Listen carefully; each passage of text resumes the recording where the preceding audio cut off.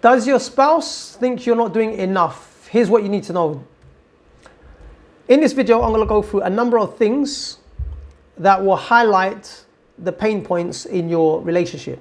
And this includes unfulfilled expectations, the feeling of not being acknowledged for your efforts and your contribution, breakdown in communication. Now let's go through. The first thing I want to bring to your attention is this: unspoken frustration. Now this is where there's frequent complaints about household chores, parenting duties, or lack of emotional support where your spouse could be feeling towards you as a father. And in return, as a father, you could be contributing, you could be feeling that your efforts are going unacknowledged, you're going unnoticed, despite the fact that you're contributing. You don't get seen, you don't get acknowledged. And why is this? Why is it that one person in the relationship can feel as if they're carrying the load of the relationship, where they're feeling overwhelmed, where they're feeling stressed out because they feel that they are carrying most of the burden in the relationship, most of the responsibilities, and the other person can come across like as if they're just sitting there and they're not contributing enough. Reason being is because we look at things differently. I want to bring something to your attention. This box, this baklava, this sweet biscuit or sweet savory or whatever it is, I have a box. We're all looking at the same thing, yeah? The box. Pay close attention to the box. Some of you guys may be looking at the design. Some of you guys may be looking at this piece of plastic. Some of you guys may be trying to look and see what's inside or what it looks like. You know, that you're trying to get a better idea of, I wonder what is the shape or what it tastes like inside. The name, the design. There's so many different ways of looking at this. And this is my point. When we're in a relationship, we could be staring at the same thing, but focusing on different elements of that thing. And even, let's just put the relationship aspect to one side. As human beings, we're always going to look at things differently from the next person, because we have a different way of perceiving things and also doing things. Our processes are different. Our procedures are different from the next person. And this is the thing, when we go into a relationship, we have to acknowledge that we see things and do things differently. And the trick is how to bridge the gap between the two differences and the two processes. This is where it gets tricky. And because of this, it can cause rising tension, arguments, and comments that could lead to breakups and bust-ups, and also breakdown in communication. And by this, it could also lead to disconnection, emotionally distant, because of the fact that you're feeling overwhelmed by the responsibilities and you feel that you're not being supported or heard or acknowledged. Now, the thing is, everyone has different expectations. Both partners have different expectations. And it's up to us to acknowledge, yes, my partner sees things differently. I'm going to see things differently. We have to now come together and discuss these things. We have to discuss, how do we move forward? Because if we don't do this, there's going to be a breakdown in communication. We have to have an open dialogue and understand the way that our spouse sees things, and the way that our spouse needs to also understand how we see things. Rather than assumptions, rather than having assumptions and expectations, which leads to dissatisfaction. And when you don't have these types of open dialogues, you have emotional fatigue.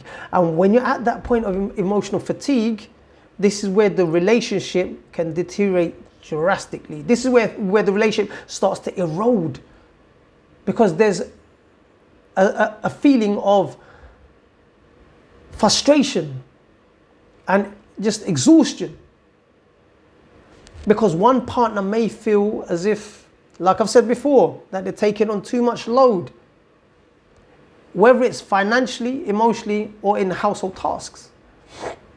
So this is why perception matters, and it has a great emotional impact on yourself and on your spouse. So my advice, my suggestion when you're feeling unheard, when you're feeling unsupported, and where there's a lack of trust because of these things, is to have an open dialogue without the need to answer. You're going to come in with you want to understand your partner, where they're coming from. And that has to be a mutual thing as well. Otherwise, it's not going to work.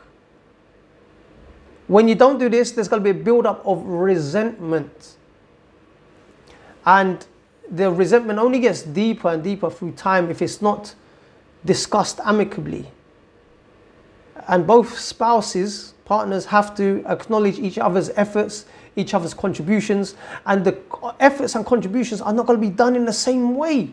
And you'll be surprised that both spouses, you and your spouse, are contributing in so many different ways.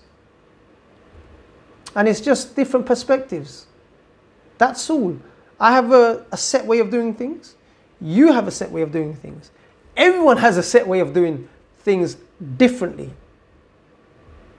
Why do you think the world was created different? Different species, different races, different animals, different colors. Everything's all different, but we have to navigate these differences, because this is the differences. Within the differences is what expands our minds, or it's meant to expand our mind.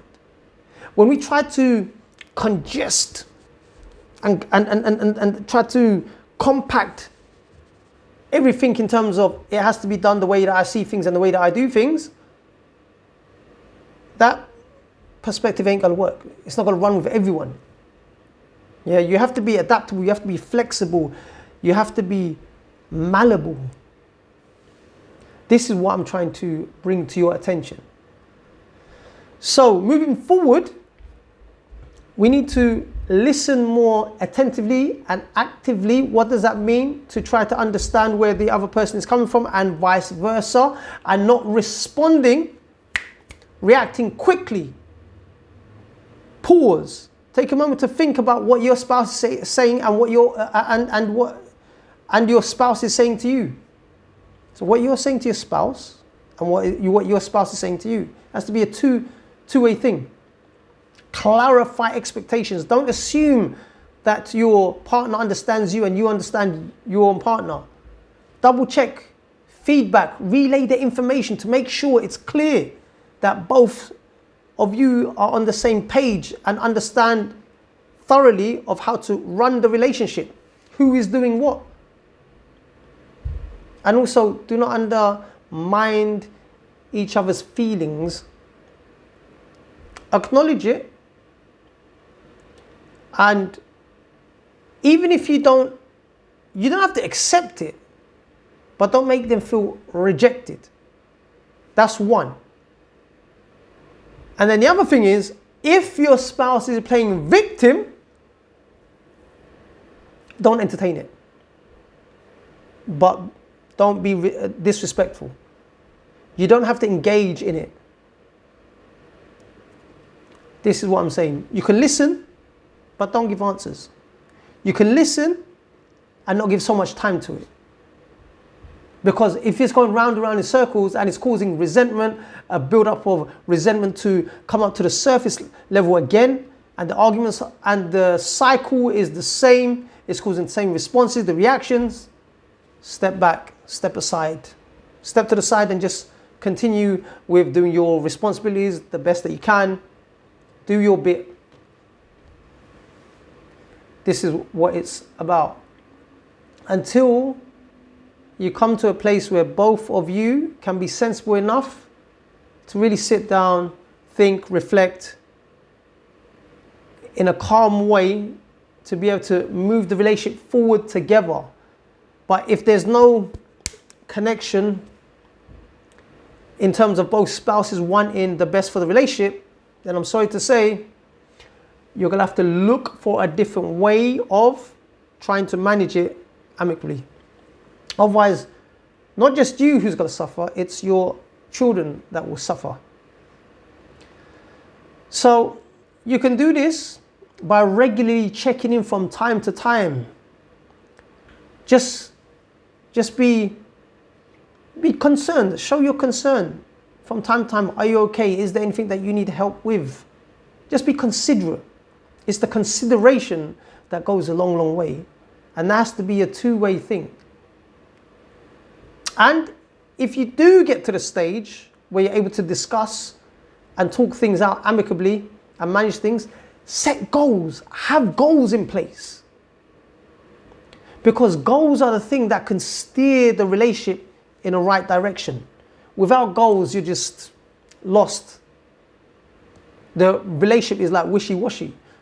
What do you want your relationship to look like? What do you want your love life to look like? What do you want your relationship with your children to look like? What do you want the quality of the health of your relationship to look like going forwards? This is what I'm trying to say. So communication is key, and I keep on mentioning this over and over again in a number of my videos because it's the essence of your relationship, and there has to be mutual effort, but there is no mutual effort without understanding. And the way to understand, again, is the way that you need to communicate. Alhamdulillah. Excuse me. Amicably. And that's it.